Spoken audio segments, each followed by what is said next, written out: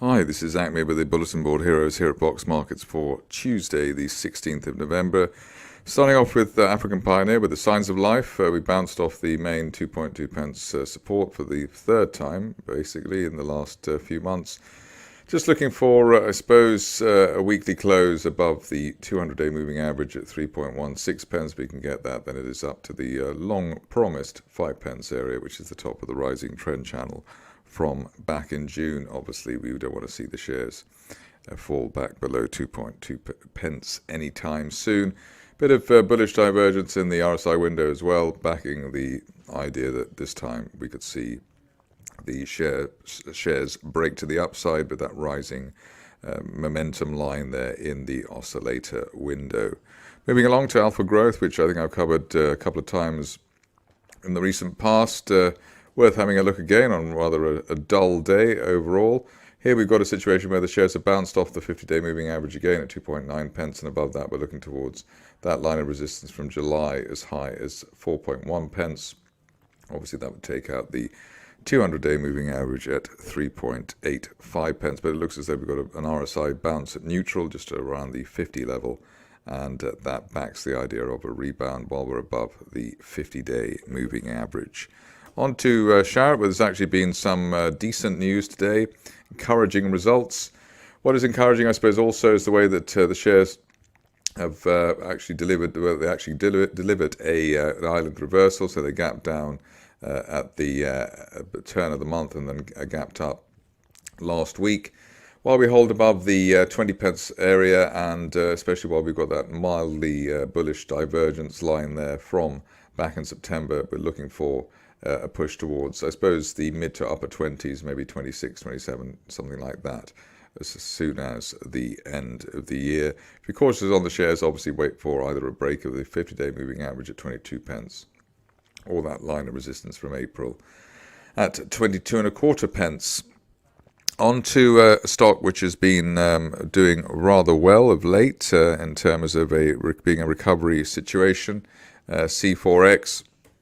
Here you can see that shares have pushed up to new highs for November. They could still get up towards the 52, 53 pence area, which is the top of a broadening triangle from March.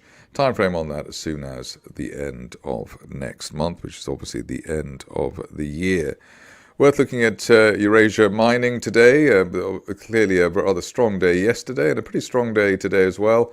Just trying to break yesterday's high around 30 and 3/4 pence. And if we can do that either today, tomorrow, that sort of thing, then we could head up towards the top of that rising trend channel from May as high as 40 pence, which would then give the company a market cap of over £1 billion. Moving on to Emerson, which is also in recovery mode after the directed buying that we saw yesterday. Just want to see the shares hold above the initial November resistance just below 7 pence. If we can get that on a weekly close basis, then we should head up towards the long-awaited 8.5, 9 pence area by the end of next month. Stop loss at the moment back below 6.25, the top of the gap higher that we had last week. On to an interesting situation in terms of KEFI. Not a stock that's been sort of covered itself in glory, but we do have bullish divergence here. We had a bear trap as well below the October support, so it went down to around 0.85, and then we've spiked back up again.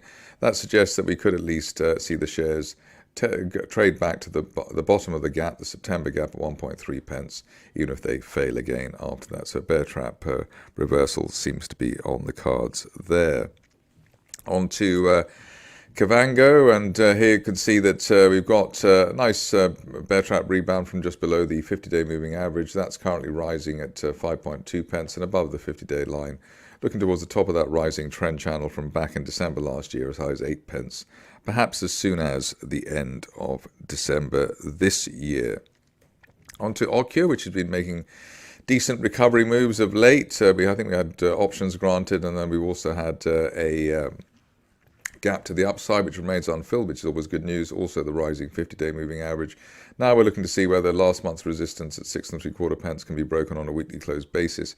If it can, the shares could be on the road to the top of that broadening triangle from this time last year, as high as 14 pence, maybe over the next 2 to 3 months, so maybe by the end of January or around that time. Next up, we've got Tupel, which I suppose is for the brave. Here we've had a break of this July resistance line there and a gap higher through it at 0045, let's call it. Want to see an end-of-day close or a weekly close back above the 50-day moving average, just above current levels. If we can get that over the next few days or this week, then there's a chance of a move to 007, which is, or 0.07 rather, which could be seen maybe by the end of next month. But just the idea here that we've got a bear trap gap reversal and the shares are finally rehabilitating themselves. Moving on to Tech Capital, where it's more of a momentum trade. We've got the rising trend channel, which has been in place since this time last year, above the 50-day moving average at 30.6 pence, looking towards the top of that channel as high as 42 pence, perhaps as soon as the end of next month. So looking pretty keen there in terms of the argument for the bulls, especially as we have a as yet unfilled gap to the upside from last month and support coming in above that. Finishing off with a stock, I tweeted about yesterday. Just looked very oversold yesterday around the sub 70 pence area, and we've built on a rebound quite well so far. Hopefully, I suppose we'll head up towards the top of that falling trend channel at 85 pence. There's a gap down as well around 87 pence, so maybe that's a target there as a best case scenario target over the next 2 to 4 weeks. But the upside really, while we're above recent support at 66 pence and that June support line from earlier in the year. That's it from me today. More updates tomorrow.